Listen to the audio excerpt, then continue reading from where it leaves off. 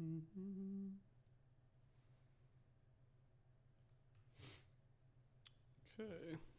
go. Got that up and running. Perfect. I'm gonna go live on Instagram as well.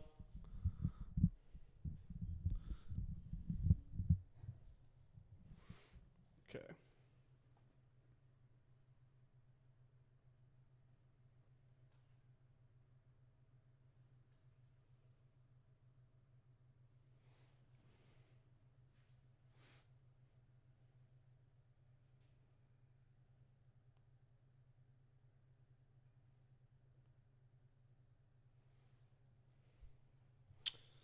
All right, let me change. Let me do this real quick. Go here.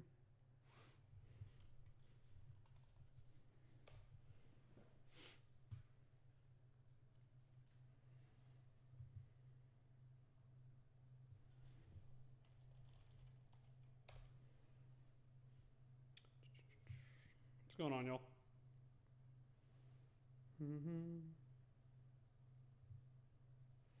What's going on, guys? What's up, guys? Welcome in, welcome in. So, this is the first time I've done this. We're going on YouTube as well. I think what I want to do tonight, we're just going to have a little nerd sesh. We're going to watch some film. We're going to break down like PFF grades, all that good stuff. Anything you guys want to know, we'll go over it. Sorry it's a little late. Ran a little bit longer than I wanted to today, but we're here now. So give this a little test stream and see how it goes. We're going to break down the offense first. If you guys want to, it's probably easier to see what I'm saying if you go over to YouTube on Talking Tide.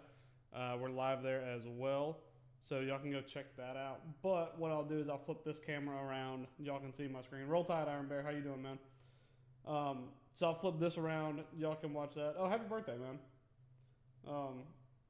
I'll flip this around. We'll watch some film. We'll do some PFF studies, stuff like that. Just a chill night. Nothing crazy. But if you guys want to see what I'm saying better, you can go over to YouTube. It's at Talking Tide. We're live there. So let me pull that up for myself real quick.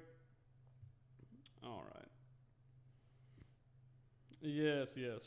Beard behind the lens.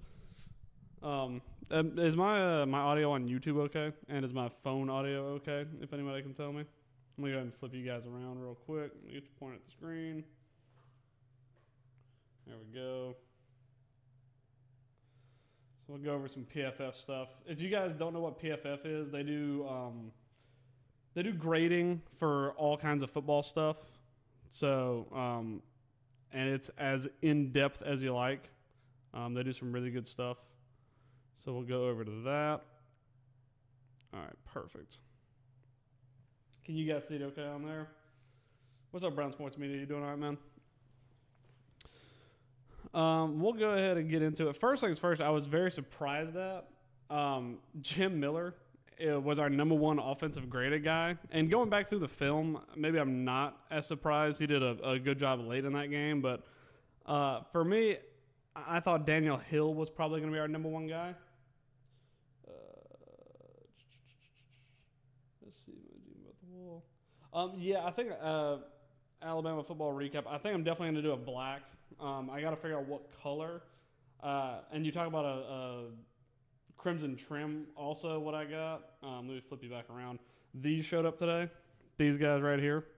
So if you notice my audio in previous videos has been very echoey, it's because this room is empty. It has like no carpet, nothing like that. So I got these in crimson, and then I'll probably do which are like audio panels.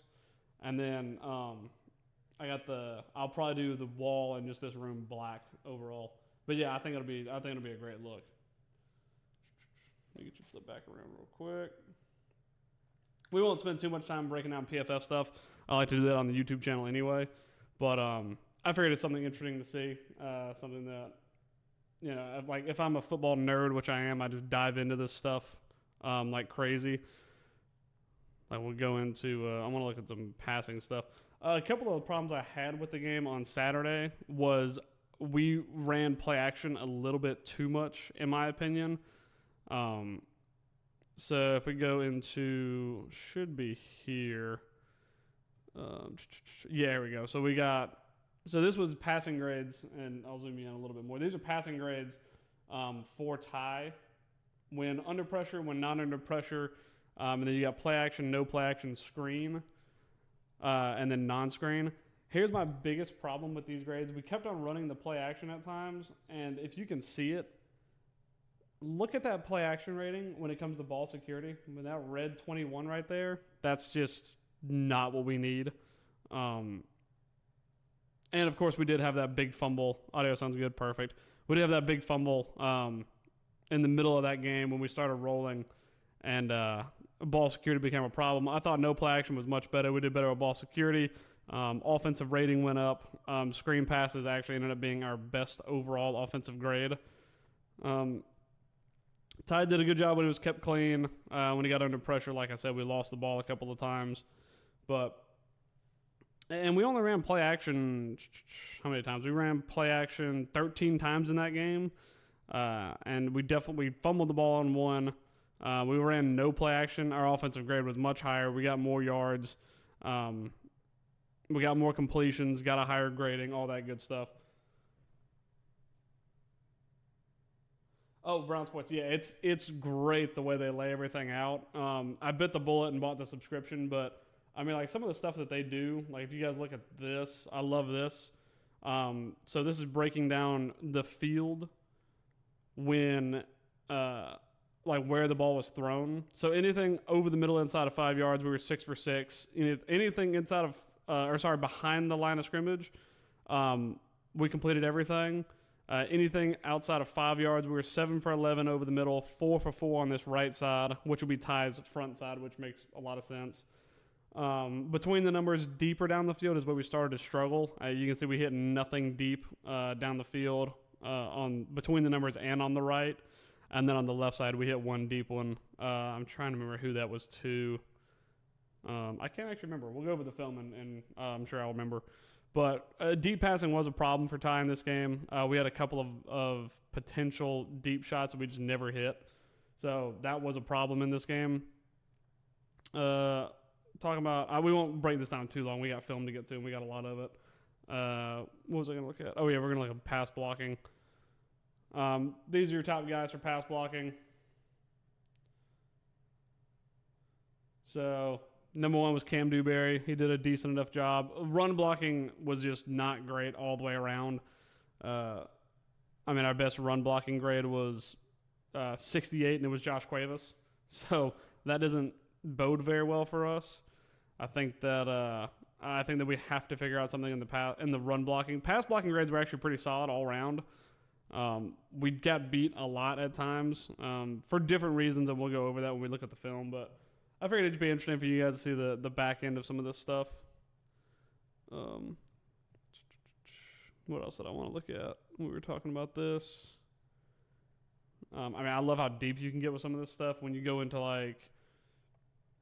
So these are our receivers and how they matched up versus certain DBs.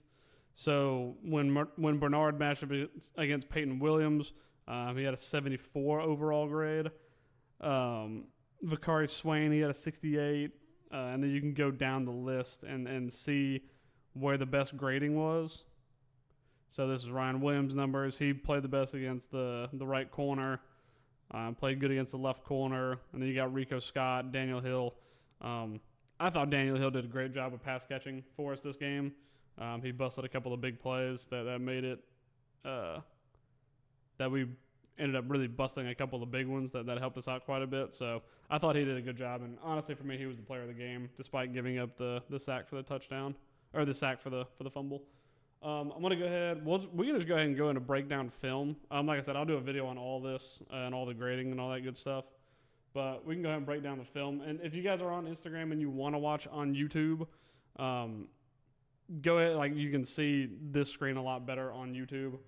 I kind of got it where I can set it up for Instagram for you guys. But it's a lot easier on the YouTube channel at Talking Tide. I've got all my notes here.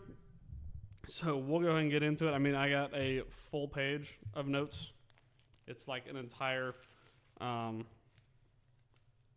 book of notes on this page. I'm gonna set you guys. Let's see if I can't set you up where I can read these comments a little bit better. All right, let me flip this around for just 1 second. I'm gonna set you guys up on the desk so you can see better, and I can actually read your comments as we go. Got to move my audio box. Hold on.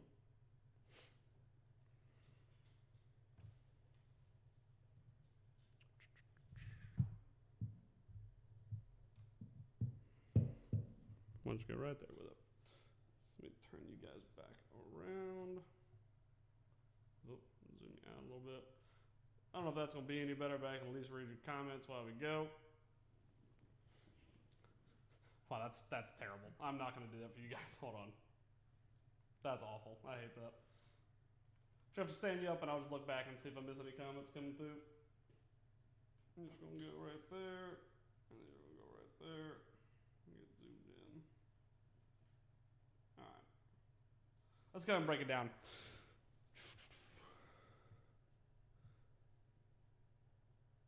So we'll go ahead and start at the beginning.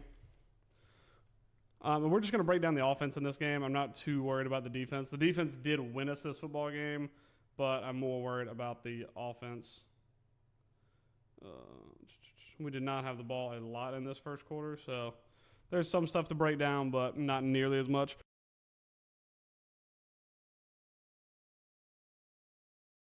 In the tight end game, whenever you play on a team that's got really high octane edge guys, they get off the line fast and quick. I feel like your tight end is going to be a big part of your passing game. We saw that a little bit in this first drive. And if you're on YouTube, I'm going to have to skip through it a little bit and pause and do all that good stuff because hold on 1 second. I will get copyrighted very quickly if I don't. So apologies there. Let me make sure it's pulled up over here. Yes. So we'll get into it. First couple of drives, we did not have our best. I think we grew into this game well. We just started making some mistakes. I didn't love our play calling through a lot of this game. So the first one I wanted to look at, when we're talking about Cuevas at tight end, I think that whenever you got a guy like Dylan Stewart on this edge, you can see him standing here. I feel like with a guy like Will Conformi who's on the outside who's struggled a little bit, you got to step out and you got to chip. You got to chip block a little bit. And that's what I think Cuevas did a really good job of. So you'll see him come out here. So you'll see him chip on Harbor, and then he's going to get out on his route. So he chips him, slows him down, kind of bumps him for Formby, knocks him outside a little bit, and then Formby can contain a little bit better. You kind of had this mess up top. We tried to get out on our routes. I think Zay got grabbed by this guy, so he couldn't get off his line. And then you got 3 over 4 on 2 guys. It doesn't work as well. Ty's eyes are definitely locked in over here, but watch Cuevas. Look how open he gets at this spot. And if Ty dips his head this way, I know he's locked in over here. This is your read, and this is where you're trying to look on your backside. But I think if you dump this one inside to Cuevas, I mean, look at how much space he's got to run. And this guy's not going to pick it up before he gets out there. Cuevas is quick, and he can make some guys miss in the open field. But instead, we go out here, we give up one of our first sack, or one of our only 2 sacks of the game. Sees a hole open up, but these guys are just going to be too quick on the edge. So that ends our first drive pretty early. Up next, we got, I have them all written down at like timestamps in my notebook. This was the first shot, deep shot we had. And again, when I look at this play, I look at the tight end. I mean, we're just running verts down the field. We got Daniel Hill back there blocking. Oh, sorry, my bad. We got Daniel Hill back there blocking. We got a little play action. He's going to get out here on side. So we're going to end up throwing this ball to Ryan, who's here, who does get open, to be fair to him. But I think there's an easier pass to be had. Proctor had a little bit of trouble on his backside. Ty does a great job of stepping up. His pocket awareness is insanely good. So he does a really good job there of stepping up. He's got his eyes on Ryan this whole time. Ends up going long for it.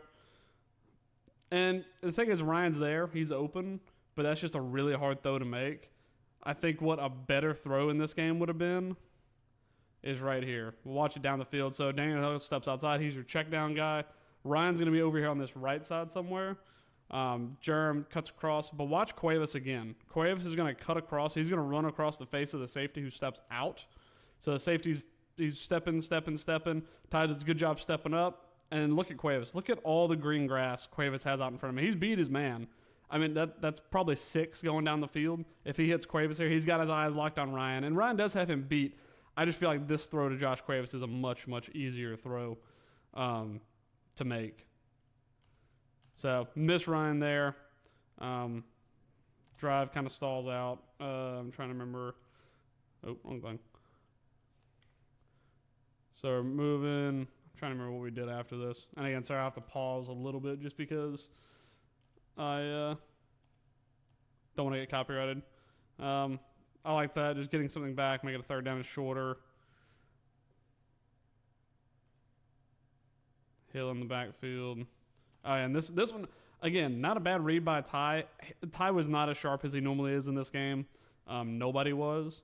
But this is not a throw you usually see him miss. So you see the two guys step up. I think that's going to be Zay. So these two guys squeeze on Zay, protecting anything down the field. So they squeeze Zay here. Squeeze. And then watch Rico. He's just going to come up here and he's going to bust out to the sideline. He's there. I mean, the throw's there. But Ty just ends up missing him. So Ty didn't have his best game. He threw a couple of bad passes, which happens. But he also made one of the worst decisions I think I've ever seen him make. And again, look at that separation. This throw is here. Rico Scott does a good job timing it, getting out on his route. Oh, sorry. Yeah, so it was him and Zay on this side. Stepping. Zay brings 2 guys. And then Rico, I mean, look at the separation. This guy on the inside is never going to get him before he makes that pass. So I'm going to pause it for a second so I don't get copyright. So I think that I think Ty just wasn't as sharp as he normally is in this game. And you're playing with Rico, who doesn't get as many first team reps. So that's another thing. It could be a timing thing. Could be digging back to the ball a little bit. If you're another receiver that's out there. So again, we go 3 and out. What's up next? We got 26:53. So we go forward. And again, we got up here on the line helping out is Cuevas, trying to stop this edge rush. Oh, yeah. So this play right here is a problem. This is something I haven't seen us do before, but it created a real big negative play and really stalled our drive early. You couldn't see it from that side. And again, it's Dylan Stewart who's going to cause a ton of problems if your blocking is not sound. Watch this here. So you're going to see Cuevas. He's lined up a little bit outside. He's not necessarily in his normal tight end spot. He's going to try and dig and then bump Stewart. And then you're going to have Formby try and peel around and be your lead blocker for Jeremy Bernard. But they run into each other. I don't know what causes that. I don't know if Formby needs to peel back or if Cuevas needs to step up into it more. I just don't think you can have this type of stunt as far as run blocking goes with a guy like Dylan Stewart. I mean, you're never going to get over quick enough when you're that far outside the numbers. And it's as easy pickings as it could be for him. So I don't know if Formby needed to get back and around more or if Cuevas needed to step forward and really hit it harder. But I just don't know what Cuevas was supposed to do there. So I feel like Formby just needed to pull around more. Again, I don't know. That's just speculation at this point, but negative plays like that is what kills you in football games. It kills drives very quickly. What was next? Ran this draw actually very successfully. Anytime you run a draw play against a heavy blitz team, you can be very successful in it. We got called back for a hold, I believe, which I just don't believe was a hold. It was on 71 right here. So you'll watch him. And he kind of gets a hold of him there, like grabs him. But I don't see a hold in that. I think there's so many more things that could be called as a hold in in the game. So we go forward a little bit. Oh yeah, so this was a screen pass that was batted. And again, screen pass works normally pretty well against a team that's pretty heavy in blitz. They do a good job. 44 does a good job of reading Ty, seeing where his eyes are, and just stops, bats it down. So that was a good play by 44. I think it was the right idea for us to run this. See Germ kind of step up here like he's going to block or go out on a route. And then he just tries to step inside, gets behind 71 as a lead blocker. But good job by 44 reading the quarterback and knocking that down.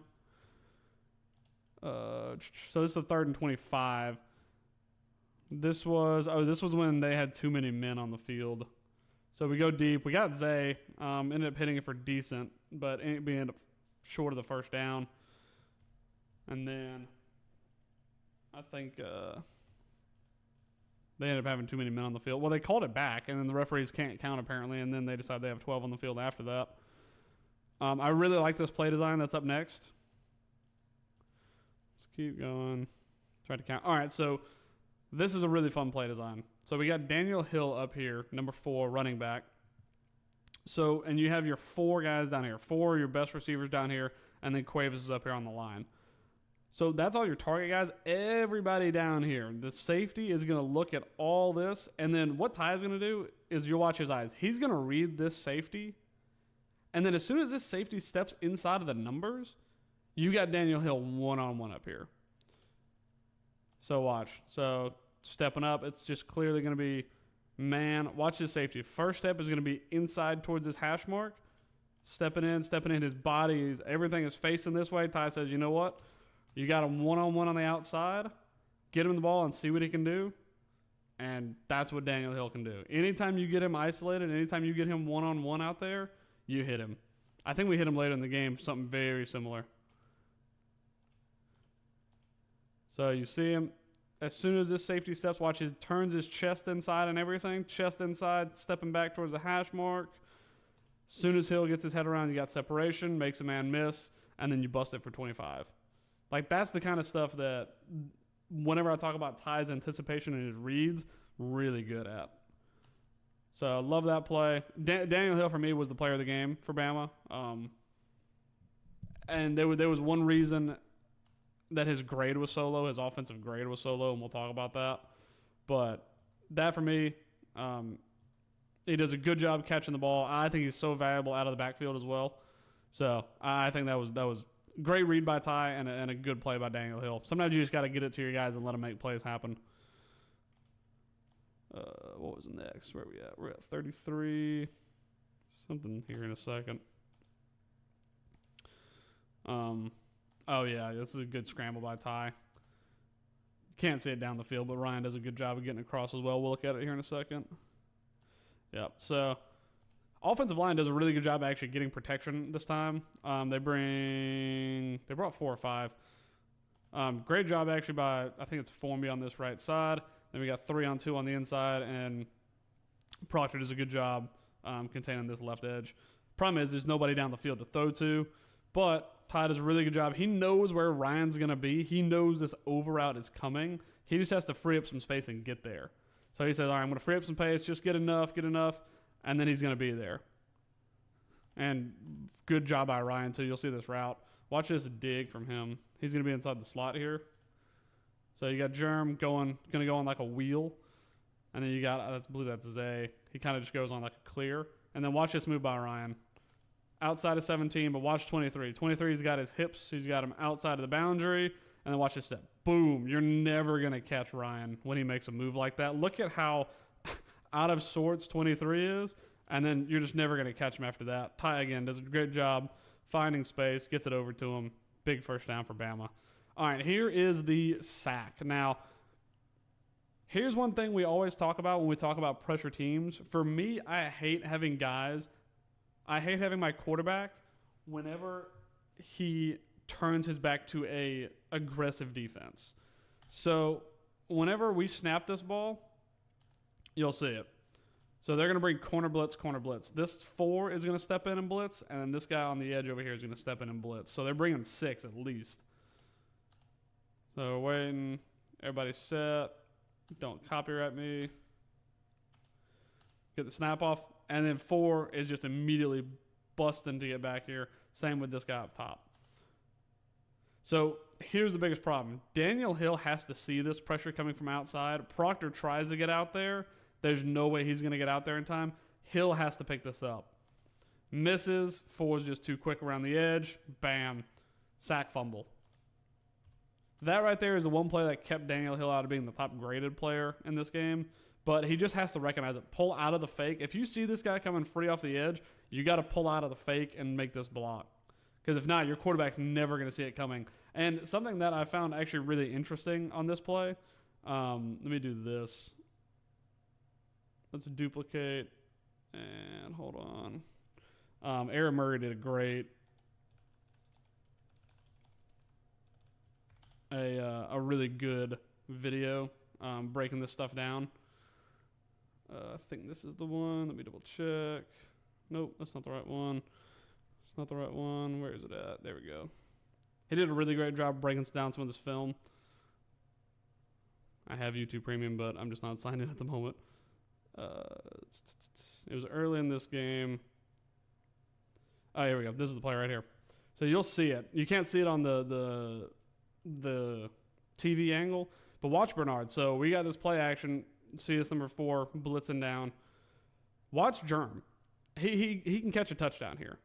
If you buy just enough time here, it's a touchdown.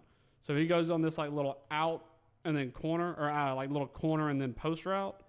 Watch, Ty's eyes are right here. So you're going to see as soon as Germ steps out on this, that safety's going to step out, and then he's going to beat him right up the middle. Oh, he paused it too. Hold on. Come on, roll it forward. Roll it forward. Yep, here we go. So as soon as he sells us out, that guy bites, he's got a touchdown. He just cuts up this lane, he's gone. Yep, here we go. He's gone. He's got a telestrator and everything. Look at that. I mean, he is wide open. You can throw it anywhere on this side of the field, and that's a touchdown. So that's the kind of thing you got to do a better job of when it comes to pass blocking. If you give Ty that time, that's 7 points. We're up 14-6 at that point, or 14-3 at that point. So you know it's going down the field, but bam, we get sacked. And to be fair to Daniel Hill, he cleaned up his pass blocking a little bit later in this game, but we got to see that, and we got to bail early. And he's young, you know, it's going to come with time, but that was a big problem. What is next? We got 47. Again, South Carolina has the ball for a insane amount of time.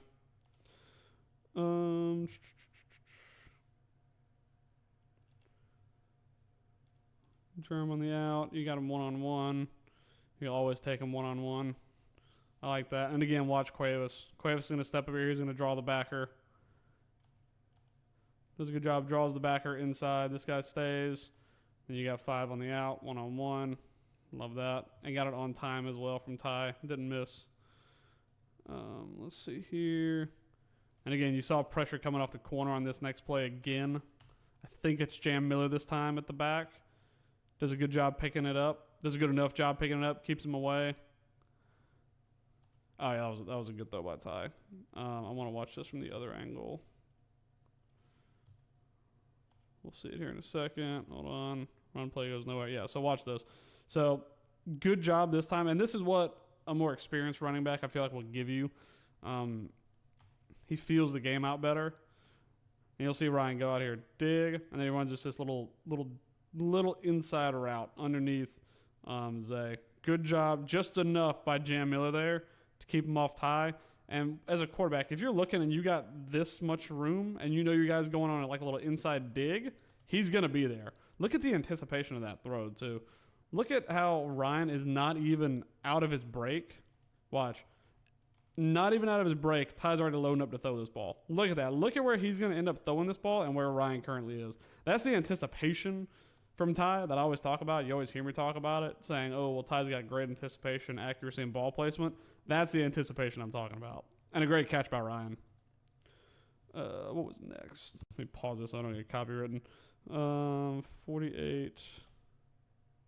Oh, yeah. So this is the one place, and I know we've said Caden Proctor's been really good this season, and he has.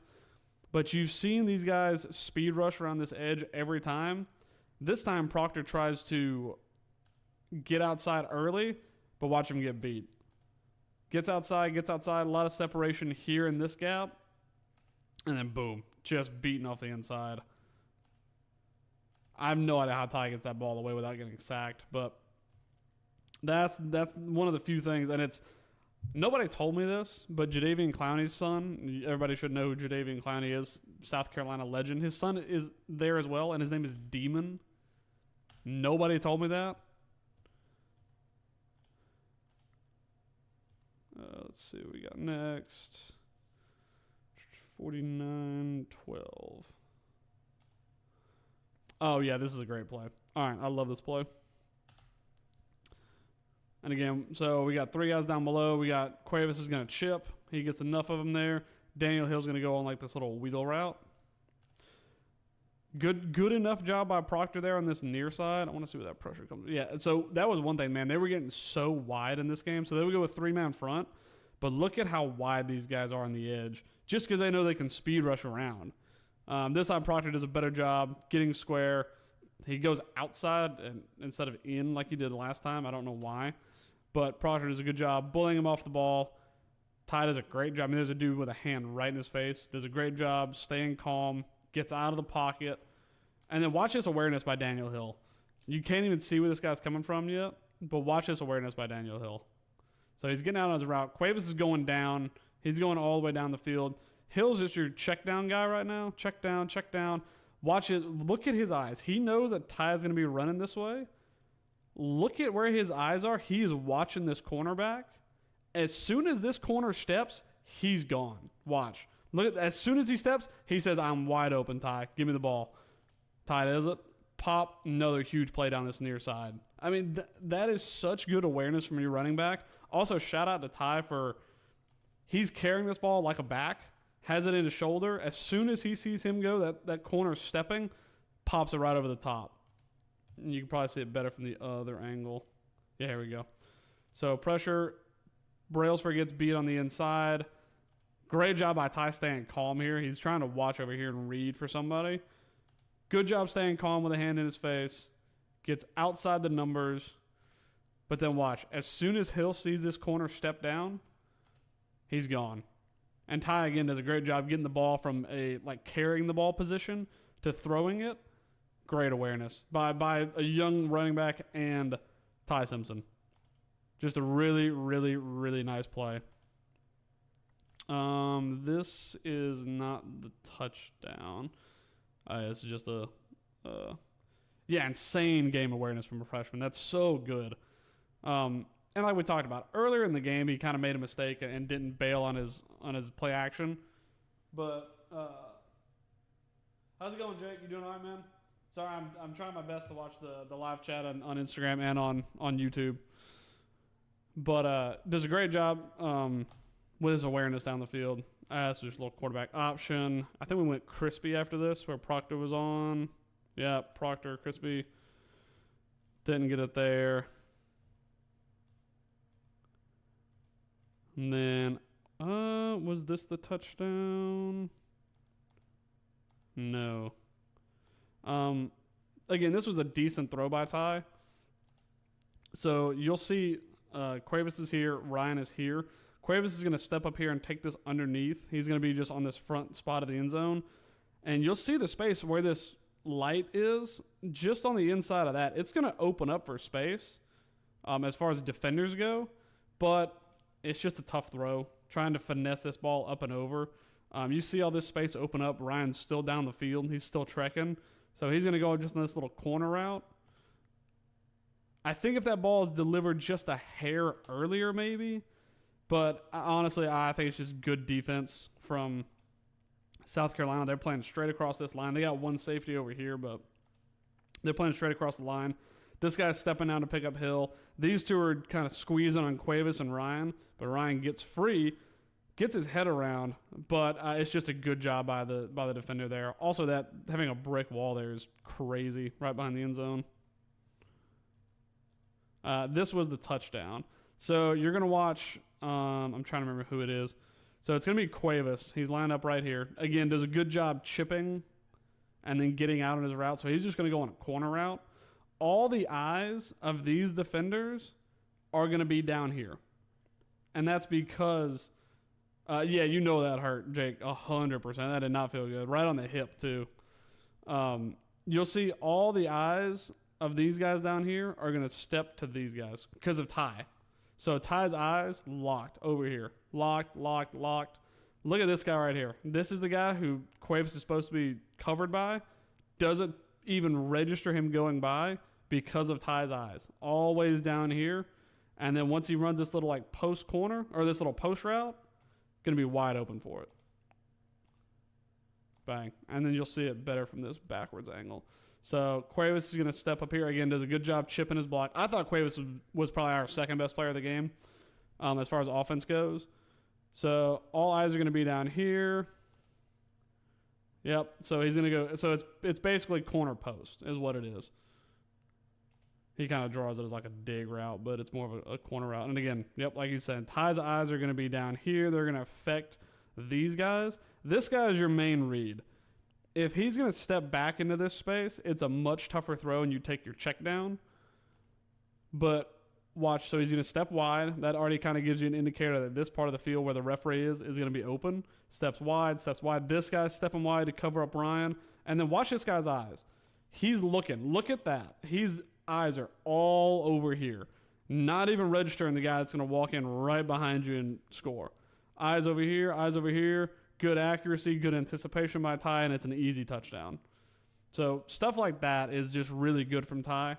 Keeping his eyes, distracting guys, playing the game a little bit, looking good protection up front, good protection. Hill probably had a touchdown as well.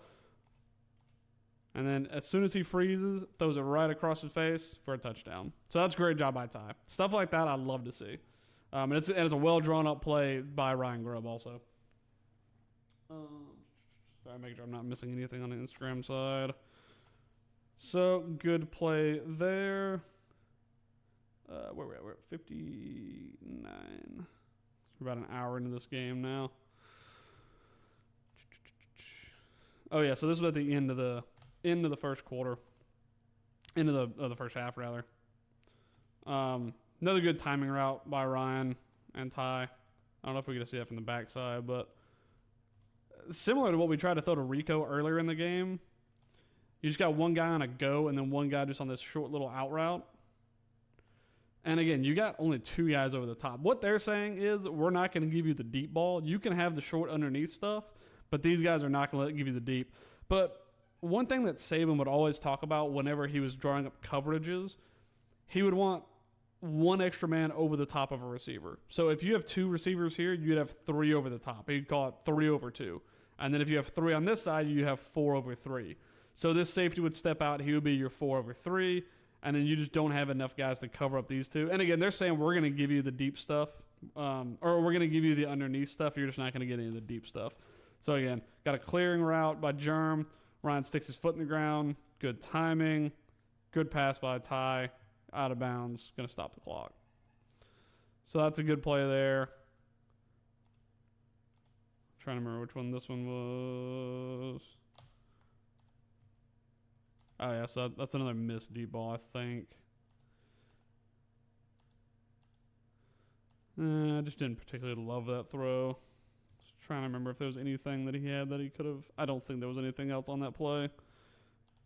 I think that was just always going to be your read. And if you got Ryan one-on-one, send it to him, man. Cuevas. I mean, and again, you got 3 over 3. There's no safety help here. You got 3 receivers. And, I mean, if I'm taking a matchup for Cuevas on a linebacker or Ryan at a safety, I'll take it all day long. Just not quite on the money with that throw. Let's see, which one was this one? Sorry, I know I'm skipping around and jumping around a lot. I'm trying not to get copywritten with this one. So we're in a little switch route with Caleb Edwards and just checked it down. And again, Daniel Hill did a great job out of the backfield catching the ball. We took a timeout.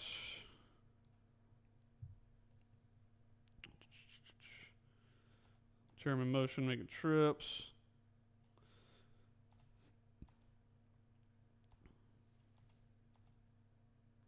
Oh, yeah, that one was bad. That should have been picked. It was a tight throw anyway.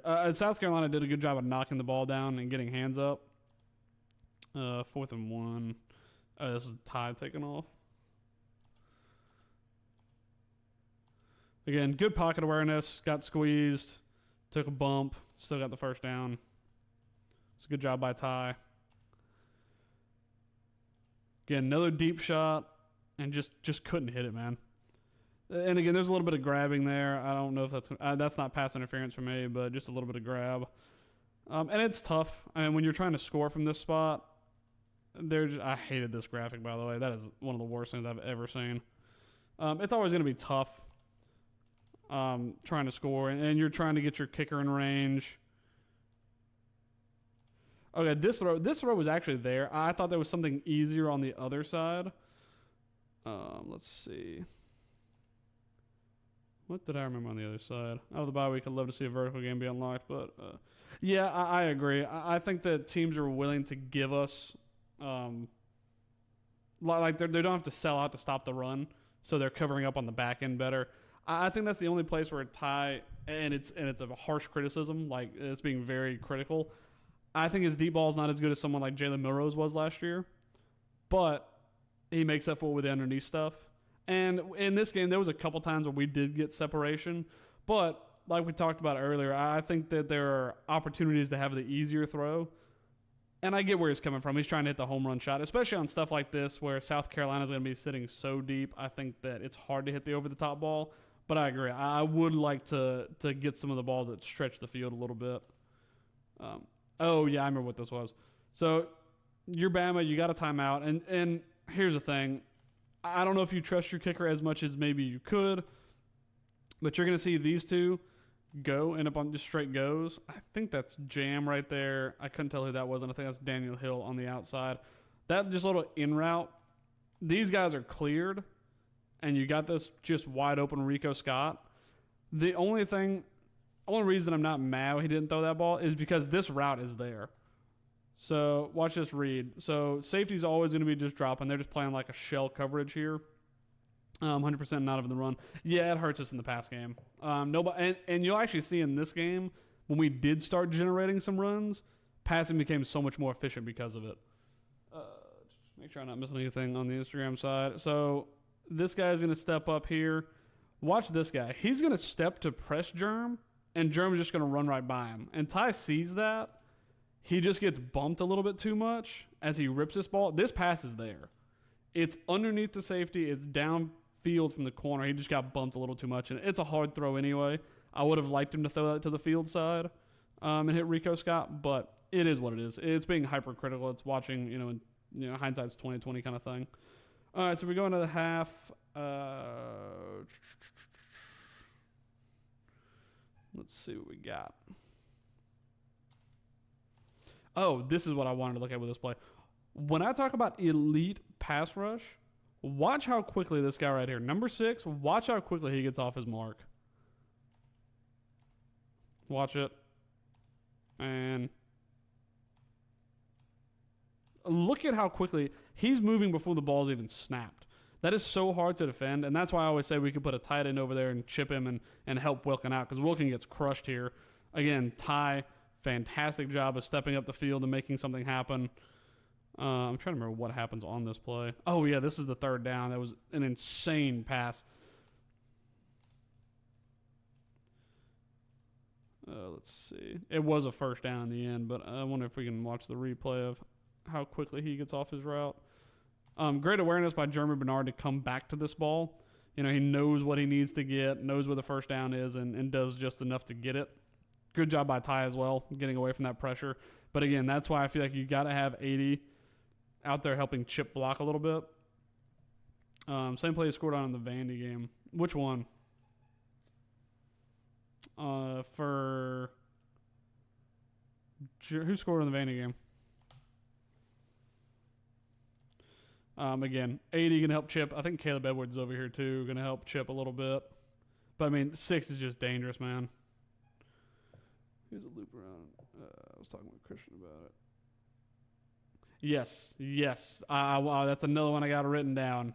He goes and he absolutely crushes Ty. But again, I think it's more of a blocking scheme error. But it's also, I mean, you just got to talk about these guys. I mean, Nick, he could be a first round guy. He's a day one type NFL player. So we actually send him in motion. So I'm guessing we're just going to run something to this side. Oh, no, we run to the weak side. Oh, it's play action. Oh, okay. So this play here, great heads up play by Ty. You actually, the run actually completely sold. Like you got eyes. You got a little bit of freeze from this defense. You got this guy crashing down. You got a little bit of freeze and a little bit of pause from this guys. Your offensive line does a really good job of knocking these guys this way, creating some separation. Here's the only thing. I wish Ty throws this ball. It's another one to Cuevas. I think Cuevas is underrated in this team. It's another one to Cuevas. I think you can dump this ball down. The missed throw to Jerem, we got that too. I think you can check this down to Cuevas a little bit earlier, but Ty going to use his legs. He's an athlete, man. Good job by Caleb Edwards getting enough of that block and still makes something happen. Same one. They have to score. Did Jerem, when we score with Jerem against, I'll be honest, I can't remember much of that Vandy game. I was too stressed about it. You have to remind me which one it is. So we're doing good. Again, great athleticism. You bought a couple eyes leaked this way. And I just think this throws there then. Just rip it out quick. This guy's trying to get down. Because you don't know if this guy's going to squeeze and close this space. If he squeezes and closes this space earlier, I don't think it's a first down. But great job by Ty. Again, this is all hindsight's 2020 kind of stuff.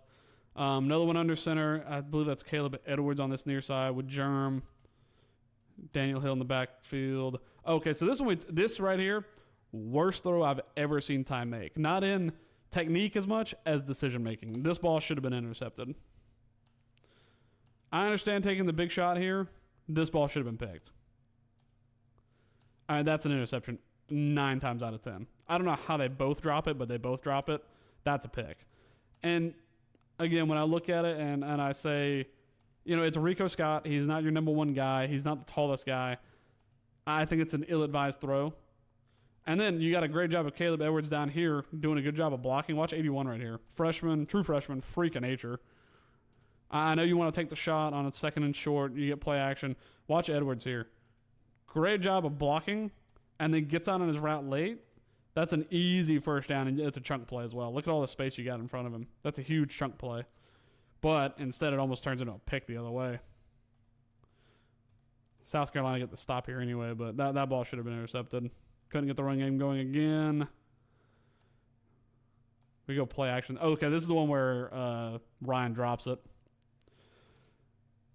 And again, I feel like this is a play that could have played out better had it not been play action. Do I feel like we were forcing the vertical? I do a little bit.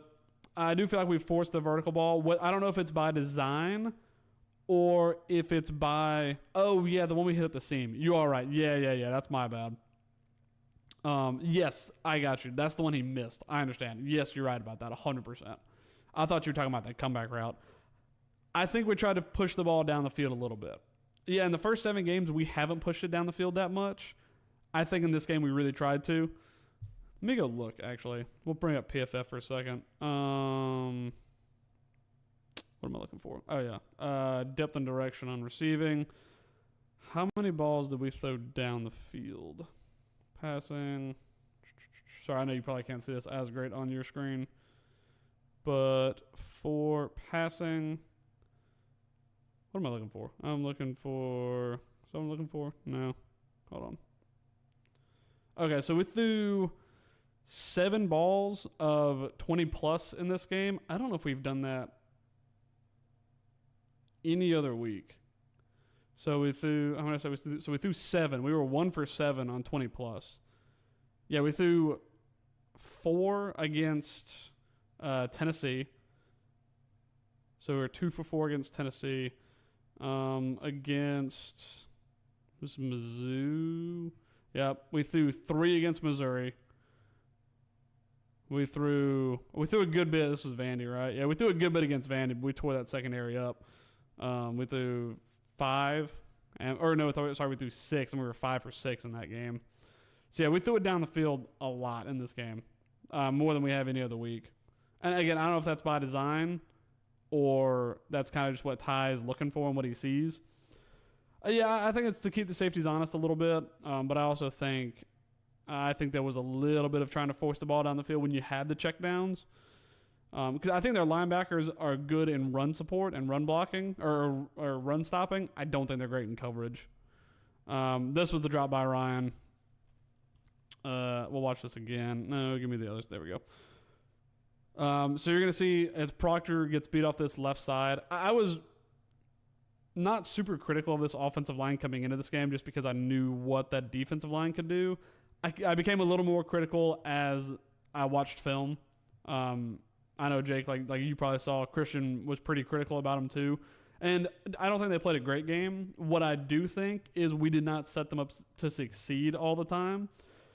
Because if you're snapping this ball, so you're going to watch this guy, he's never going to buy the fake, for one. He's never going to buy that play action. Never once does he freeze for that play action. And you're going to watch Ryan. He's right here. You got Cuevas again. This is just an easy play to make. But what he sees this guy stepping down, so he's going to step down to Cuevas, and that's going to leave this side of the field way open. This guy's locked up. This guy's locked up. He's stepping down. This pass is here. I think if he throws it there, it's completed. But waits a little bit, gets popped as he throws. That ball floats, and Ryan drops it. If it's not a play action cell and he sees this ball earlier, because his first read's out here. He's looking over here first. He's also reading what that safety's going to do. He knows where Ryan's going to be. Sees Cuevas getting stepped down on. I think if he delivers that ball a hair earlier, I think it's there. He can zip this ball in there. Takes a little bit too long and just kind of lofts it as he gets hit. Ryan's got to catch that ball. No matter what happens there, Ryan's got to catch that ball. And we waste a second down and short. So that was not our best sequence, to say the least. Where are we now? We're 116. What do I have next? 121. Yeah, this is another big drop. We don't see this often. We haven't seen us drop stuff like this in a while. Caleb Edwards, I know Danny Lewis was hurt in this game. I wouldn't necessarily call him our pass-catching tight end. That's definitely Cuevas. And again, this play is here. There's a couple of plays that we've had in this game. That play to Ryan was there. The shot to Germ was there. You had Cuevas on the go route. That could have been a touchdown. When we got sack fumbled, Germ had a touchdown. So there are plays that are there. We just did not make them as often as we have so far this season. So this ball is going to go to Caleb Edwards. I'm trying to remember where he was. Oh, yeah, so he was lined up down here. He was on the line. So you got Cuevas and Edwards over here. It's going to be Zay and Ryan. I think that's Zay. He's freaking enormous. So you're going to see him get out on his route. And it's just going to be a little stick inside. He's going to get here, zip. And this play is there. You see that linebacker stepping down? That throw is there. You can throw this underneath the safety, and that pass is there. And this one actually did sell the run fake. Watch these guys step over. We see Daniel Hill starting to step wide, and you see these guys buy it a little bit. See them buy it a little bit. They step down. That's where the play action comes into play. The better thing about this is Ty can keep his eyes downfield. He's not having to turn around and sell that fake. And then this pass is there. Hits him right here. Boom. That pass is there. Got to make the catch. My frustration with Proctor, first potential of the world, he struggled with speed rush his whole career. Yeah, I agree. He struggled with speed rush his whole career. And I said it when he came to Bama and when he came back to Bama after transferring out. He's got to be lighter. And he has lost weight. He's done a better job. He's a freak of an athlete, man. Like when you watch him play, and there's plays he makes that are very good. The problem is he gets beat with the simple things like the speed rush. Like he can get rushed no problem, and we struggle with it. Most stressful 2 hours. Yeah, I agree, Colton. It was a very stressful 2 hours. If you guys are on the Instagram Live and you want to jump over on the YouTube, it's a much easier watch, I promise. And the audio quality is probably a lot better. But yeah, I agree. Proctor, freak athlete. He'll be a day one NFL guy, but They're the simple things that he struggles with at times. I don't know if it's footwork or what it is. I'm no O-line coach, so I don't know what it is, but I agree. There's something. He's improved massively from season to season, but he's got to get better. I just cracked this open. I don't know how this is going to taste. Hold on. That's not bad. Trying that new rain flavor. Again, this pass is there. And I know Caleb Edwards is a freshman. He's a freak of an athlete. He's got to catch this ball. Ty does a good job, makes the right read. Offensive line does a good job of protection. When we drop this ball, and there's another play that happens here in a second, I was like, you know what? It's just not our day. It's not our day. We drop this ball. Ryan drops the other ball. We take a sack fumble. It just felt like we did not have our day. Need to call Scott up from. I'll tell you another thing too that I found very interesting. And that's whenever you start talking about blank checks, the AD for LSU, he might get fired. I believe it's Scott Woodward. I know he might get fired, but he is absolutely, from what I heard from the Louisiana governor, not hiring their next hire. Because I don't know if you guys watched the Brian Kelly video, but he was the same guy who hired Jimbo Fisher, who had like a $77 million buyout, and then now you got Brian Kelly, who's got like $53 million. So I just figured that was an interesting thing. I don't know if he's gonna be the AD there much longer, to be honest. So, but I thought that was quite interesting. I don't understand why. Sorry, I can't read. What I don't understand is why. I don't know about Hale, man. I thought in this game, pretty sure he did get fired. Okay, I was reading stuff like on the way home about him, but I know there was talk about him getting fired. With Hale, I don't know, man. I know he was hurt last year. I was excited to see him get back and play this year. I think we have such a deep receiving room. I know Cole Adams is on kick return. He gets out there and plays some. Rico Scott got a lot of playing time in this game with Brooks being out. But I thought in this game, too, I thought we would see a little bit more Jalen Hale. I don't know. Maybe he's not 100%. Maybe he's just not progressing like we hoped he would. But I think he's got a lot of talent. Anytime I've seen him on the field, I think he's done a good job. But I don't know. We just hadn't seen him that much. I think he's got a couple snaps in like garbage time, but I think he has a lot of talent. But again, maybe he's just not progressing like I wished he would. Let's see. Yeah, so this ball's here. I mean, safety or the corner. I actually don't know if it was a corner or a safety, but small body guy steps up, makes a good enough play, but he doesn't get any contact with the ball. If Edwards makes that catch, he's not going down from that tackle. He can catch and get some yards after the play. But I think that he's a freak of nature as Edwards, and I think he could be very good. He's just got to catch that kind of stuff. Saying that LSU AD. Yeah, the AD. Well, and again, I don't think he's the AD there anymore. There's talk of him being fired. Like Jake said, he might have already been fired. So I'll be curious I need to go check my phone and see if that's a real thing. What did I see on this play? There was definitely something I wanted to talk about. I know we go 3 here, and this is, again, we get a little bit of a check here from Cuevas. Gonna check. Oh, yeah, this is the play where we get absolutely crushed. So you see this down here? When he's lined up like this, you know he's going to bring some pressure. Watch this pull. When I talk about NFL level talent that you just can't defend sometimes, this is what I'm talking about. Watch this pressure. Seems like a game in the last couple of drives.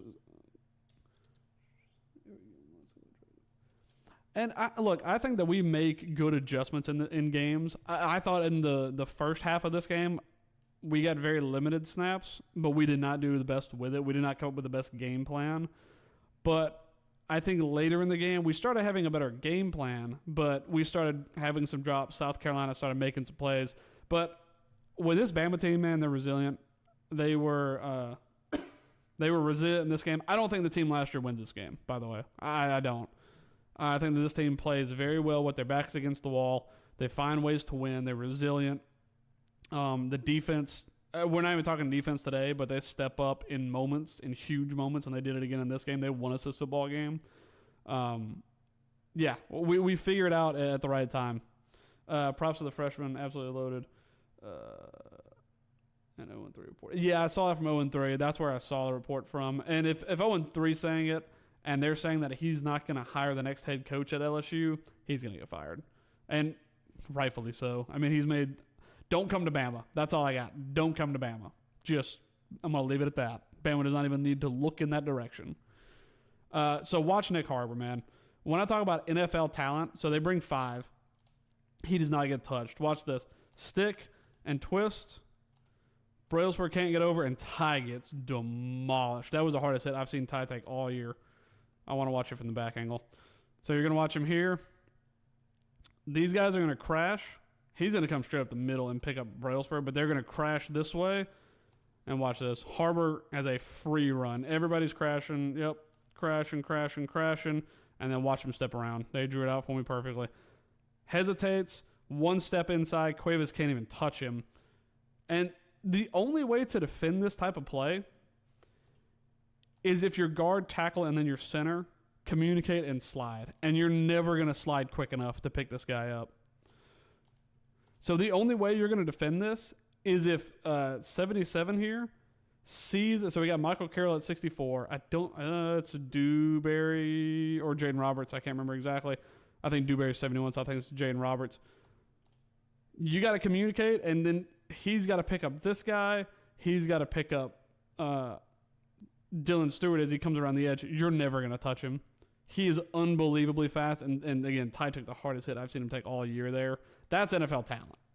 And people say South Carolina is not a good football team. They struggle. That guy is a day one NFL guy. And that's all I got to say about that. I also think we're getting rhythm late in the game. Yeah, I agree. When we get in rhythm and we move the ball, we're as good as anybody in the country. And that last drive, the last 2 drives I want to talk about because I think we did the right things and made the right plays. South Carolina did a good job of defending a few, and then we also made our own mistakes. Let's see. Yeah, that was the hardest hit I've seen Ty take all year. Let me kick. Where are we at? We're at 122. So we're going to go 128. What I got written down? Oh, yeah. So, German motion. This is the timing I talk about with Ty. How many think we keep rotating? I don't know, man. That's one thing that stresses me out a lot. We've got a good cohesive line at times, but when you rotate them, if you watch like a guy, like I know Jake's watching a good bit. When you talk about like Christian Miller, like he has a good show, and talk about lines that are the best line, they don't change their guys. And I don't think we have talent at every spot. I think we're good enough in most spots, but I think we do stuff like putting in putting in tight ends, helping out. When you have a guy like Dylan Stewart, anybody you line up over there, got to be able to block. I mean, we were putting Michael Carroll, number 64, true freshman, played high school ball last year, against one of the best edge rushers in the country, and he did good at times. I think I do agree that competition has made everyone better, but I think we eventually, when we get to like playoff times, if we get that far, there has to be some cohesion there. These guys have got to know what playing with each other for an entire game is like, and you'll get a little bit of rotation. I think Jaden Roberts got hurt in this game. I don't think Michael Carroll plays every snap. Him and Fulmy are clearly dueling for snaps. So I would like to see some cohesion there, but I don't know. I think once we get to the end of the season, I can't even tell, man. I couldn't even tell you who's going to start. I think the game where Carroll started his first game, Formby actually played the better game. I think that was against Tennessee. We didn't give up a single sack, and Formby played more snaps. Got a really good pass block grade. So, but then also Carroll does good things. I mean, you put him up against Dylan Stewart, one of the best in the country, and he does a good job there. So, I don't know, man. There's going to be a lot. Think about how good Carroll. Yeah, dude, and that's the thing. Carroll's improving. I think Formby has improved as well. I'm not saying he hasn't, but I think the ceiling for Michael Carroll. There was at the beginning of the year, before the season even started, I saw that we signed him, and then I watched just some of his like camp tapes. Whenever they do like 7v7 stuff, dude, that dude is out there to hurt people. He is a dog. Understandable when you have a set each feel like you have a set 5 that each feel like 3. Yeah, and again, there's like different mentalities to that. Each have feel for each other. Yeah, and that's what I'm talking about with like cohesiveness. Whenever you have these guys, and you'll see it here in a second, they try and pull that same little kind of stunt with Stewart, and they block it very well.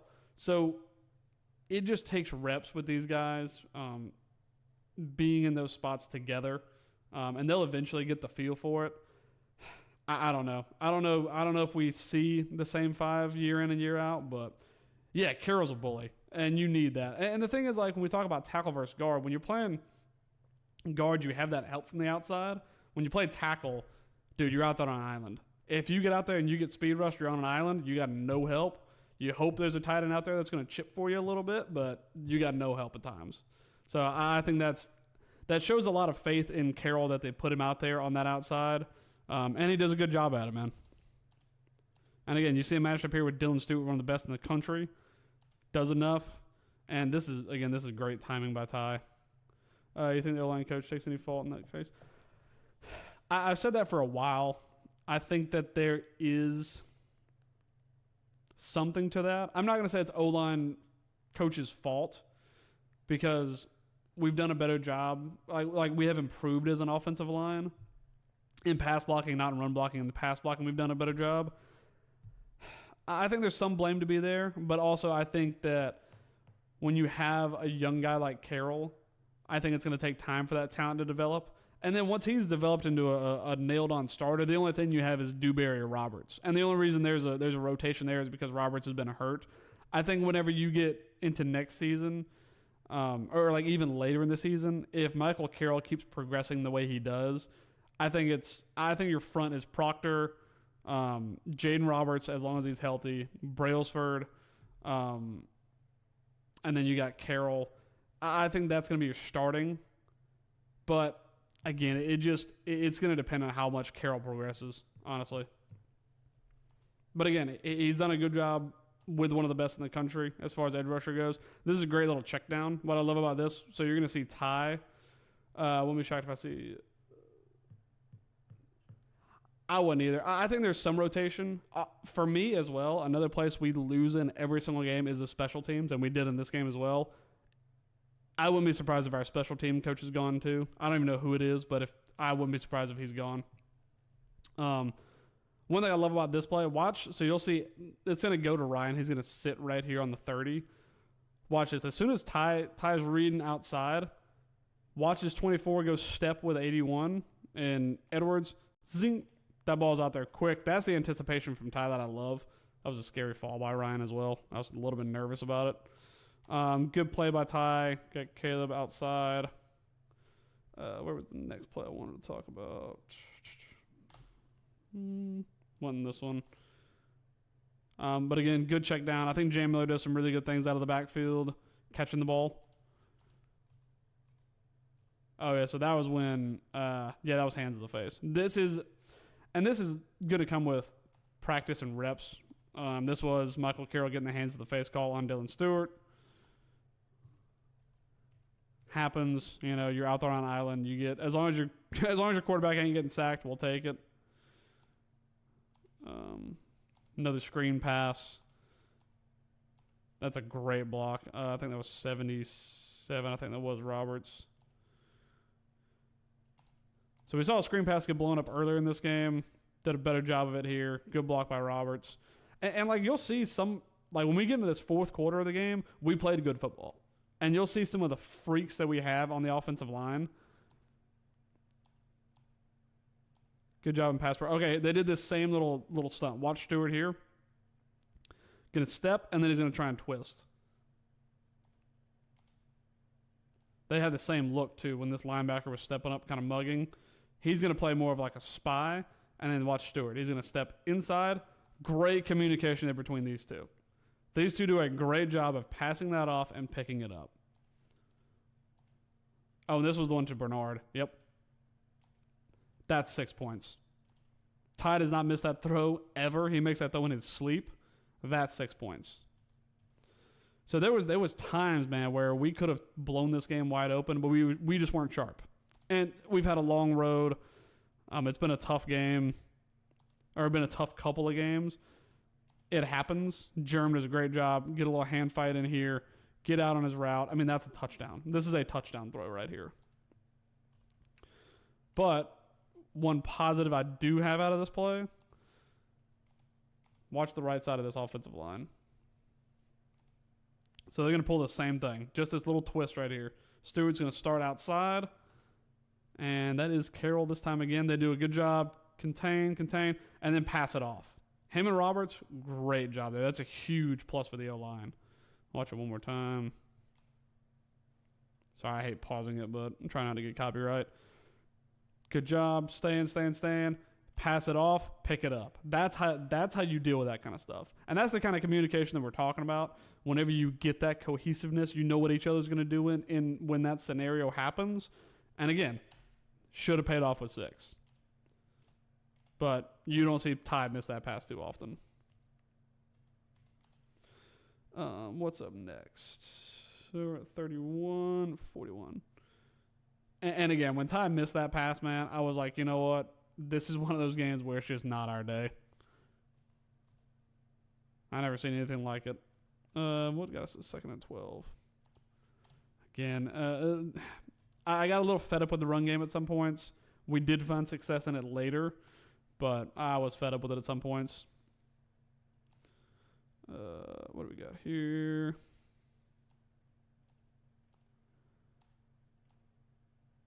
Again, just a nice little timing out route.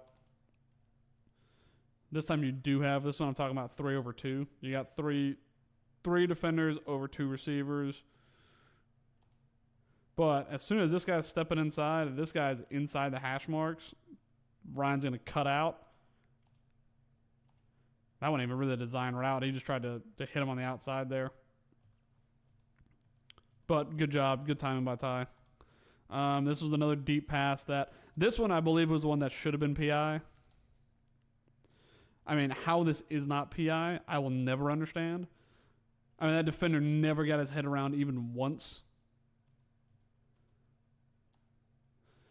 And again, you see this safety stepping inside of the field. You know you got Jerem one-on-one. Take the shot. I'm okay with taking the shot here. And again, you see Ty selling with his eyes. He's looking over here. Safety is just nowhere to be found. I mean, you have this all open field down here. And again, Ty doesn't throw the best ball there. But how this is not PI, I don't understand. And watch it from the reverse. Guy never gets his eyes around. Makes contact. That's selling out because you know you're going to get PI. That's selling out. You're just not trying to give up a touchdown. So that was poor on the officials. And they called it an okay game overall. I thought that was poor on the officials. 52.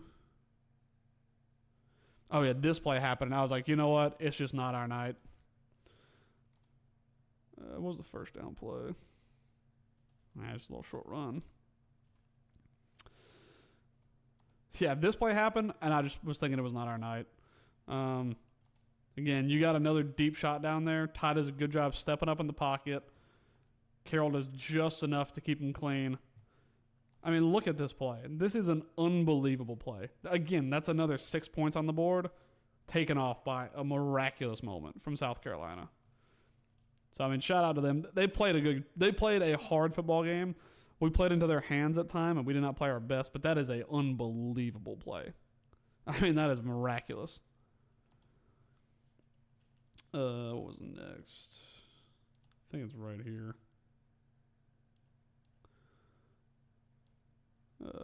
Yeah, they're stepping up. They do bring 5.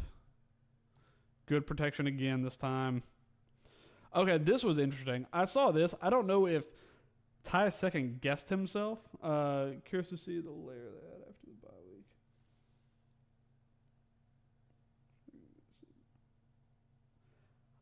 I think we played very well after the bye week. I'll be curious to see what we've added. Hopefully we get some personnel back. I don't know how far out Russaw is. And if you look at DeBoer's record after bye weeks, it's very good. Here's the thing. I don't think LSU is going to play a bad football game. For me, they're like South Carolina. They have a lot of good talent, but they've been not clicking. It's a one-game season for them. They're going to come into Bryant-Denny. They're going to try their best to spoil the party. I think we should win that game just because I don't think their offense is clicking as efficiently as it should. And we'll probably watch some film on them come like Monday or Tuesday just to kind of watch a little bit. But we're missing Danny Lewis way more than we think. 100%.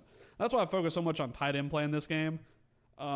Caleb Edwards is a great tight end, and he will be a great tight end. Josh Cuevas is the most underrated player on the football team for us. And there was times in this game where we could have hit him for bigger than what we did. He caught that one touchdown. I think he could have had two if Ty looks down and takes the easier throw. But we're absolutely missing Danny Lewis more than we think. And we also are missing Latavius Brooks quite a bit in this game. With this throw, this is the first time I've ever seen Ty like pump fake. Not even pump fake. It's almost like he second guessed this throw. And I don't know if it was to get Dylan Stewart to bite. Because, I mean, that dude got up there. They batted a couple balls in this game. Ends up making a really good throw and a good job by Jerem coming back to get this ball. We run kind of quick, so I don't know if we'll get to watch it back. But, no, we don't get to watch it back. Yeah, I haven't seen Ty do that. And again, it could have been to sell the fake. I don't know if he saw something there and then second guessed it.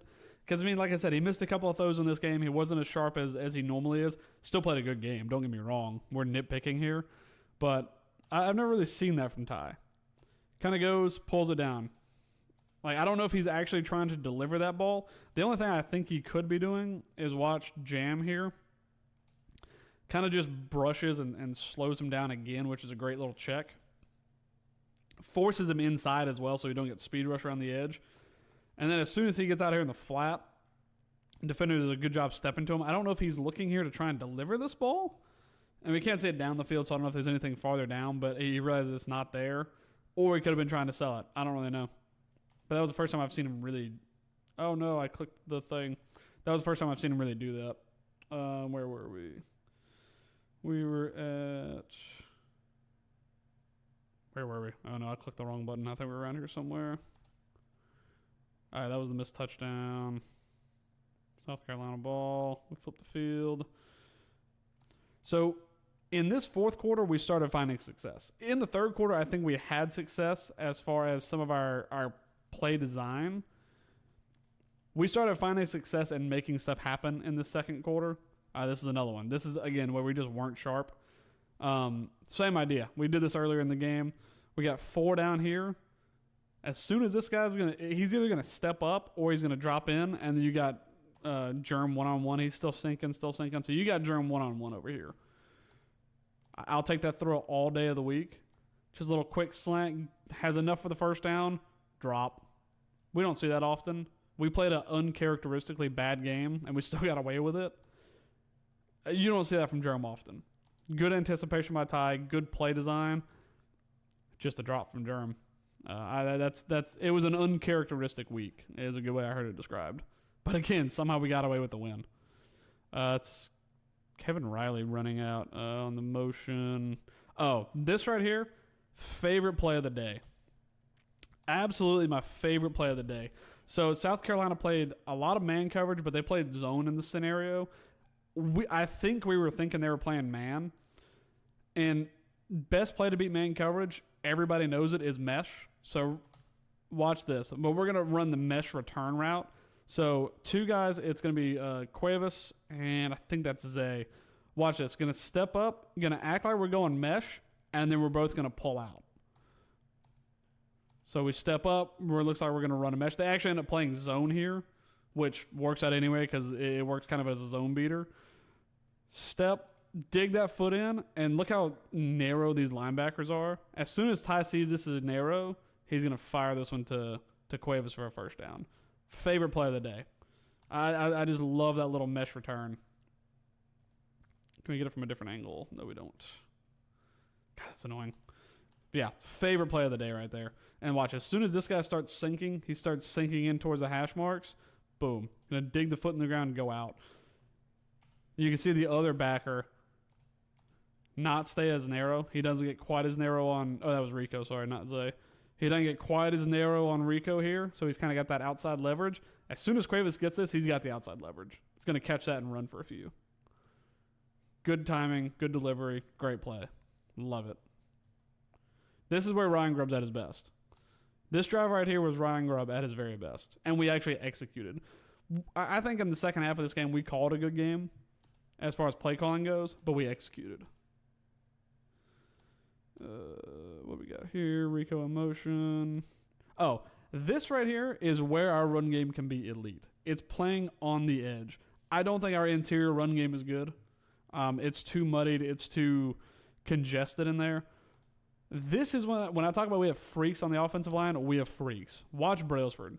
He's going to be right here, center. Send this out in motion. We clear up some space. These two guys, it's going to be Germ and Caleb Edwards. Step inside, squeeze the edge, just an outside toss. I never wanted to run it at this side. We got Dylan Stewart. Squeeze inside, and look at Brailsford.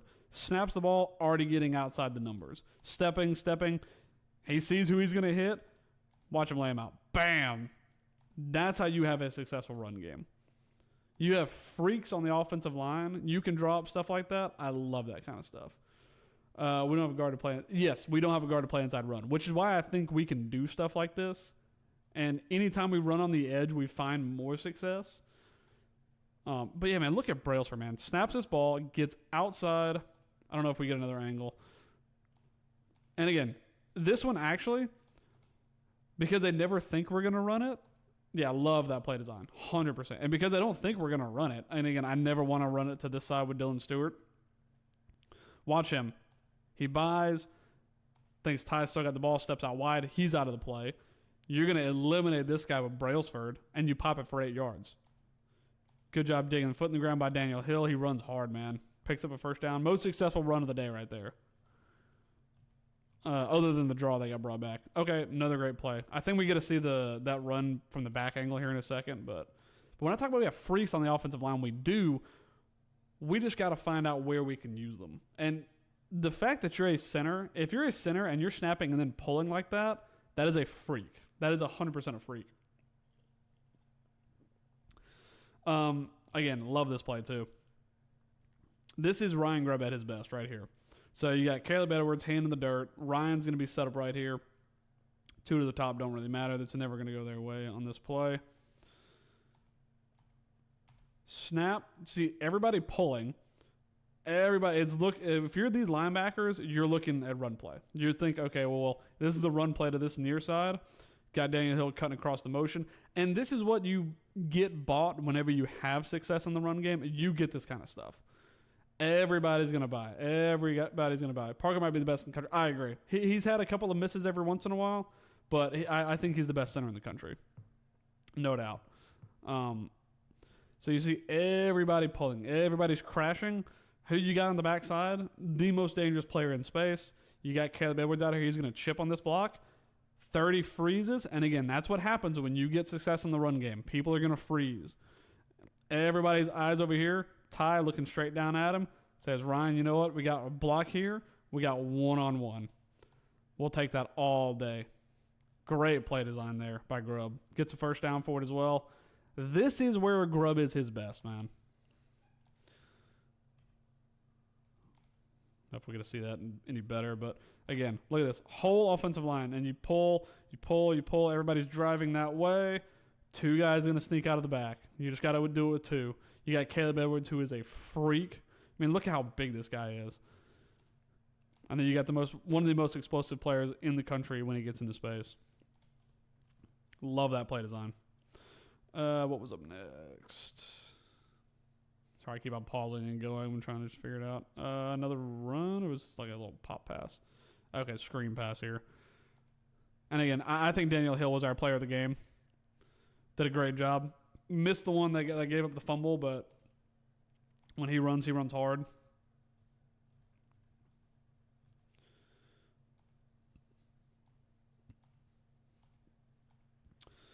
Oh, this is a great play too. So we got the motion here. I'm pretty sure that was Kevin Riley coming across the motion. So you got two set up. You got that's gonna be Edwards again. I love that Caleb Edwards got a lot of snaps. I know Danny Lewis is hurt, but oh no, that was Cuevas. Sorry. So watch. Everybody's trying to sell down the field. We're trying to let these guys sink a little bit. Sink. We got Ryan. I think that was Ryan just going. He's on the bottom of the screen. You can't really see him. Got Germ stepping up, stepping up. So, and again, when I talk about 3/2, watch the design here. Right now, you got three guys. You have 2/2 here. These guys are going to be inside the numbers. You're going to move him outside, and then you're going to move him to the side. You're going to overload this near side. And then, at best for them, you have 4/4. You got somebody who's trying to beat man-to-man. So, we got step. What do you have now? You got 4 on this side, 4/4. One's taken out by Ryan. He's going to go on the go. Then you got this guy going to get picked up. This play is always going to pop. You got Jam running downfield. That kind of stuff right there, when you can make that motion happen, it's eye candy, sure, but also you can overload size and really stress out defenses. That's where Ryan Grubb is so good, man. And again, this is a boot that actually sells because you have success in the run game. Boot sells. You got 93 crashing. Never going to be there. And again, this throw is here for Ty. It's a hard throw to make across the body when you're running like that. He's earning more carries. Is he jamming? Yeah, I agree. I think we got 60-40 split. And they both do well catching the ball also. This is a great individual play by Proctor here. So everybody sells inside. Everybody crashes. Look how long Proctor holds this block, man. Blocking. You got guys down the field still blocking. Look at how long he's keeping this block. And eventually lets it go. Ty does a good job using his legs. Picks up 6 or 7. Or 8.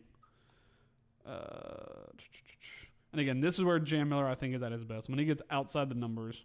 Outside this box. I think we missed one there. Let me see, actually. I think that's Carroll. I thought he let a block go there. He did. And he sees pressure coming from the inside, but you got to pick this guy up. Good thing you got a little hot route in Jam Miller. Dump it out to him. Safety does a really good job stepping up, actually forcing him outside, and not giving him the easy touchdown. This is not the touch. I love the touchdown play that we call, by the way. So good. Ryan Grubb fully in it. Here it is. Ryan Grubb in his bag, man. When you can go through this whole drive and pick out great things, that's a sign of a great play caller.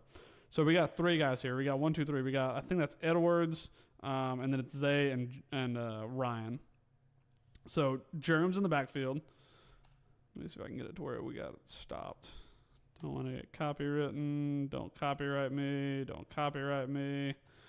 So Germ in the backfield. Here's where South Carolina mess up in their preparation for this game.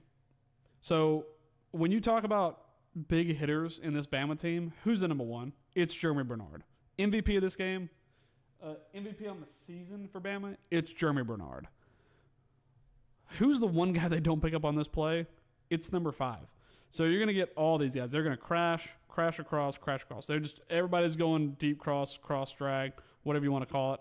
Germ goes orbit motion, sets him up here, and then watch. These 3 guys are all going to crash this way. Crash. Everybody stepping across. Who's the one guy they leave on the backside? And I think this is on this backer here. I think he's got to step down. As soon as he's backpedaling, it's a touchdown. Like, as soon as he's backpedaling, you can just go ahead and put 6 on the board. That's as easy as it's going to get for Germ. Yep, and they draw it up here. Look, so you're going to see orbit motion. And as soon as they get narrow on this side, it's over, man. How do you not have eyes? If you're on this outside and you're playing like any kind of outside leverage as far as a cover guy, you got to know this is your guy. Red flags are going off whenever Germ is lined up in the backfield. He's going to get the ball. And what do they not do? They don't keep eyes on number 5. Watch, they're just going to pull these guys out of space. This guy's sinking. He's lost in the sauce. And then it's easy. That is Ryan Grubb at his best. And whenever a team like that makes a mistake and leaves your best player wide open, we'll take it all day. This play almost gave me a heart attack. I love it, but it almost gave me a heart attack. So we shift over, going to be direct snap. One thing I kind of love about it is it also set up like the game-winning touchdown. So we get the snap. We're going to fake the jet. And here's the thing. This is another thing where it's all eye discipline. I know we talked a lot about eye discipline for Bama this season. This is where the eye discipline comes in for South Carolina. If you put stress on whenever you draw up plays, you're trying to stress out one or two guys. And as soon as you stress them out, they'll make mistakes, and the quarterback just has to make the right read. So watch this here. So this guy is playing right over top of Ryan. It's man-to-man on this side. So this guy's playing Ryan. He sees him go in this orbit motion, but as soon as it gets to this mesh point between these two, he's saying, oh, Ryan is not – if Ryan gets the ball, I'm not getting there, and that's not my job anymore. I got to pick up 80. I got to pick up Cuevas. But by the time he realizes that, this play is already over. Again, the design and the play call, you're trying to stress this guy right here. As soon as you get him to step inside like that, this play is already sold. As long as you get good enough pass pro, right handoff, this play is going nowhere else other than 80. That type of play drop, you get all the motion, all the eye candy coming this way, and just to stress this one guy out, look at the opening you have here. We'll take that all day. Got a sure-handed tight end, got a quarterback who can deliver the ball accurately and on time. We'll take that all day. Great play design. I freaking love it, man. That's Ryan Grubb at his best. Huge play here. Strips the ball out, gets the fumble. And again, man, I thought we did so many good things in this game late. We started converting more on the run. We had something before this, I believe. Yeah, we did. They call it timeout. It's Cuevas in motion again. Better run there. And again, I thought Jam did a good job late of getting the run game going. We did a better job blocking it at times. You saw Cuevas come over there and hit that jam block. South Carolina has to start burning timeouts. Grubb is a menace to defensive coordinators. One thing I saw that I heard that was my favorite quote is offensive coordinators, they make their money in the red zone and on 2-point plays. And he delivered on both. That's where they make the money. You can move the ball down the field inside the 20s. When you get in the red zone and when you get 2-point conversions, that's where you make your money. And he did it. Let's bring 4. This is all timing stuff, man. This is where Ty's bread and butter is. You can nickel and dime teams to death with Ty.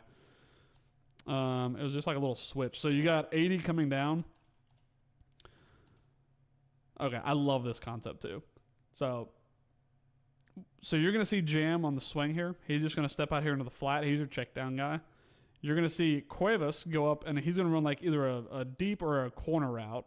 And then you're going to see Rico just step up here and stand in this space. He's just going to run up and stick. So, again, when you have this, when you move him out, you have 3 over 3.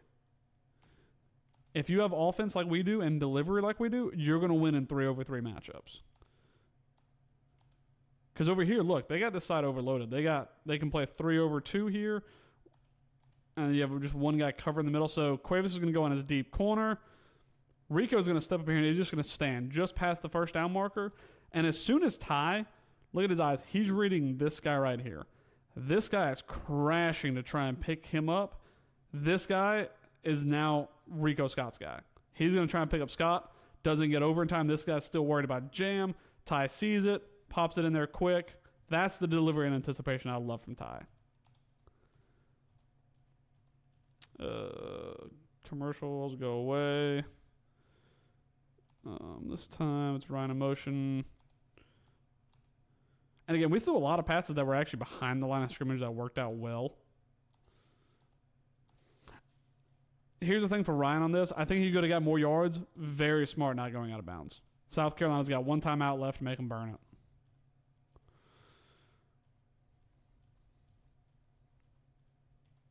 Come on.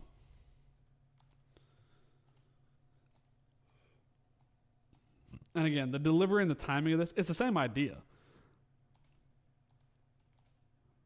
So your safety's always going to be stepping high. There's no way they'd give us anything deep. He's going to peel right back. Again, you get the running back going out of the flat.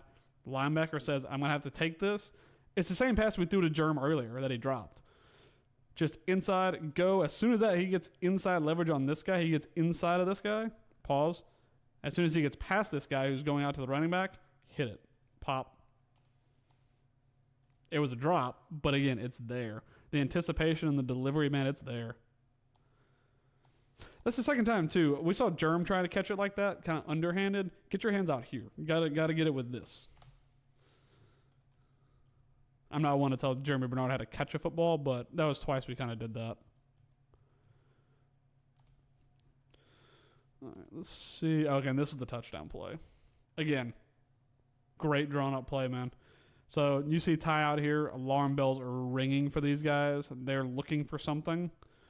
What's it going to be? Well, watch this. Look at this guy digging his foot, peeling back, peeling back, peeling back. Nobody believes Jeremy's going to keep this ball. This, again, you have freak athletes on that offensive line that you can use. Watch how quickly these guys get down the field. So, again, you're going to pull Parker Brailsford, man. He's going to snap the ball and he's going to pull. As long as Formby keeps this, and he's going to have help by selling the fake. Look at this. You got these two guys, and then you also get, I believe that's Dewberry. Look at Big 7-7. Jaden Roberts up the field. Bam. Great block here. Look at Brailsford, man. He's down the field making plays happen. That's the kind of freaks you have on this offensive line that can win you football games. There was one other thing I wanted to talk about as well. What was it? Oh, I can't remember on this play. It was something inside right here. I think it was with 0.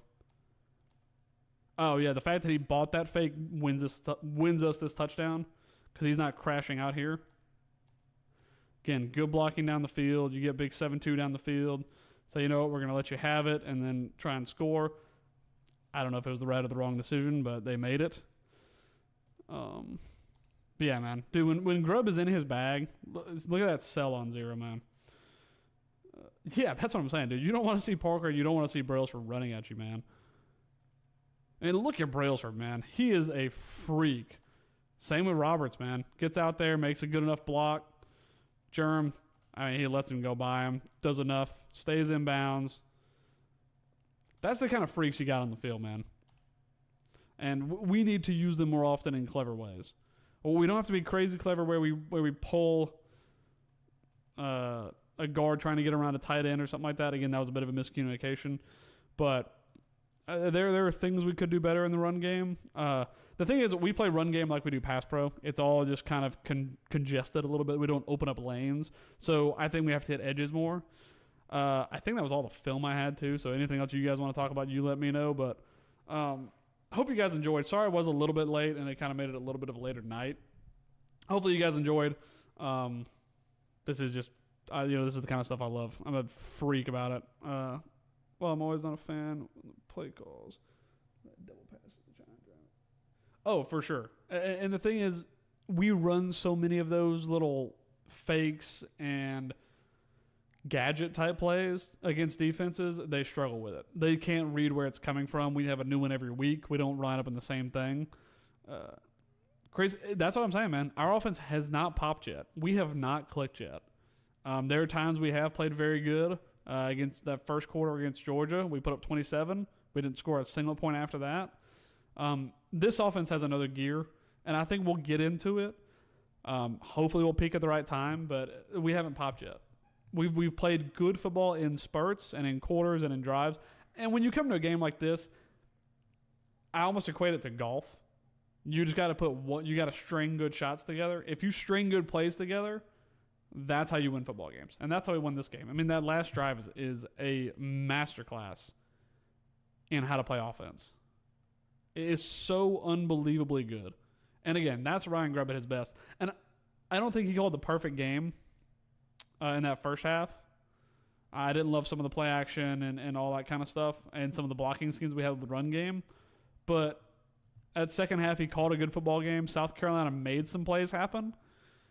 But I mean, once our offense is moving and we're sharp, you can't stop us. Well, when you have a quarterback who is delivering throws like this and guys aren't dropping them, will be so good.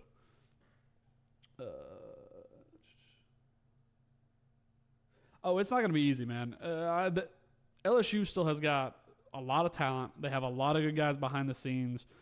They're going to want to. It's a one-game season for them. It's a one-game season for them.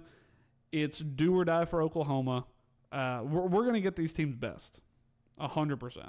So it's not going to be easy. There's no world in which that game is going to be easy. I'm glad it's not playing at Death Valley, but yeah, it's going to be a tough game. So, but again, if we deliver like this, they don't have the talent on defense to stop us, and if our defense builds on this performance and continues the way they've been playing, I think we win that game. I think we can force enough turnovers and be a very full and complete-ish game. 12.5 point. I wouldn't be surprised if they covered either. Even if it's like a garbage time touchdown and they try and hang on late. If it's a 10-point game late, if it's 17 points and they score a garbage time touchdown, I wouldn't be surprised if they cover. But I also wouldn't be surprised if they fall apart. That capitulation game against Texas A&M was one of the worst I've ever seen. And Texas A&M is legit, but it was bad from LSU, like real bad from LSU. So I'll be curious to see if they cover or not. And they're going to get a new coach. Yeah. Oh, you always get a bump. You're always going to get a bump after a new coach. The hard thing for them, the one benefit they have is they do have a bye week. The hard thing for them is going to be able to get communication and get stuff sorted out in Bryant-Denny. It's going to be loud. It's going to be chaotic for them. Do I go live? No, I do not. I want to do this as kind of like a football nerd kind of night. I want to do this on Thursdays. Usually I post on Monday, Wednesdays, and Fridays. And then if we do these on Thursdays, I think they're kind of fun. Usually I do my film study on Monday or Tuesday. So, it gives me a little time to digest and then talk about things we can talk about on Friday night shows. But hope you guys enjoyed it. I enjoyed it. I mean, I love watching film and talking football with everybody. So appreciate you guys tuning in. I told myself we were going to go about an hour. We've gone an hour 40, but I've thoroughly enjoyed it. So appreciate you guys tuning in. We got a bye week, so what else are we going to do? Appreciate you guys tuning in. I enjoyed it. Jake, I'm sure I'll probably see you tomorrow in the chat on Miller's Edge. So I'll see you guys then. Appreciate you guys stopping by. Appreciate everybody on Instagram that stopped by. Hopefully you guys have a good night. I think tomorrow's Halloween, isn't it? Happy Halloween. I got to get a Halloween post together. So I'm going to have to do that as well. LSU problem is they often forget their two guys. Yeah, that's the truth. They played a good game first half. There was some definite juju going around Death Valley in that game. But they came out and they sleptwalked in that second half. And again, like I said it before, I think that's why Brian Kelly got fired. I don't think they fire him if they make it a full quarter game, but the fact that they went in there and cracked him as bad as they did and it really kind of sucked all the magic out of Death Valley, I think that's why they fired him. If they make that a four-quarter game, I think he's still there. We could be the reason he got fired. I wish that's what happened, but, it is what it is. Roll Tide, Brock, I'll see you tomorrow sometime. I appreciate you guys tuning in. We'll probably call it a night there. We've gone like an hour and 45, so appreciate you guys stepping in and tuning in. Like I said, I always enjoy I'm a football nerd, so anytime we get a nerd out, I'm always here for it. Appreciate you guys stopping by. I think that's everything. We should have a show up. Should be maybe tomorrow night. It'll depend, man. It's the bye week, so it's kind of a chill week, honestly. I'm definitely going to have a post up for Halloween because it's my last chance to get a Halloween post up. So if you follow me